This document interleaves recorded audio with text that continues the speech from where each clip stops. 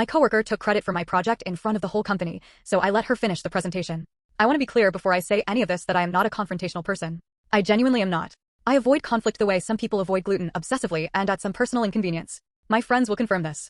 I have sent back maybe 2 meals in my entire life, and both times I apologized to the waiter. So what I did was extremely out of character, and I'm still processing it 3 weeks later.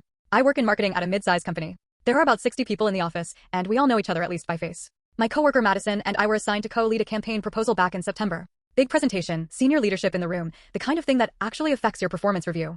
Here's how the work actually broke down. I did the research. I built the slide deck. I wrote the talking points. I designed the data visualizations, which took me an entire weekend because I wanted them to look good. Madison contributed one slide about social media timing and a logo option that we didn't end up using. I'm not being uncharitable. This is just what happened. We agreed to present together. I'd take the first half, she'd take the second. Fine. Presentation day comes. 14 people in the conference room including my director and 2 VPs. I do my half. It goes well. I can feel it going well, which almost never happens to me during presentations. I'm usually 2 in my head. But I had prepared so much that it just flowed. Then Madison stands up for her half. Within about 90 seconds, she has shifted from our approach to my approach. Then it's when I designed this framework. Then she's pointing at one of my data slides and saying, so what I found in the research was. She looked at me once during this, and I think she expected me to either stop her or look panicked. I didn't either.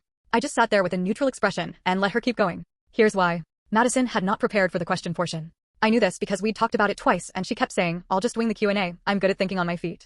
And maybe she is, generally. But she had not done the research. She did not know the data. She had spent one weekend on one slide about Instagram posting times. The question started. My director asked about the methodology behind the audience segmentation. Madison started explaining it confidently and got 2 sentences in before she hit a wall. She looked at me.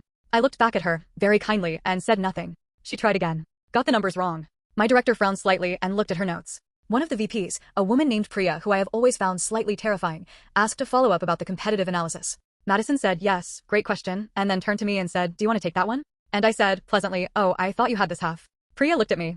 I think she understood exactly what was happening. She asked me the question directly. I answered it perfectly. Then I answered the next 4 questions. At some point the presentation just became mine again and Madison sat down. Afterward my director pulled me aside and said she was really impressed and wanted to talk about the campaign budget in our next one-on-one. She did not mention Madison.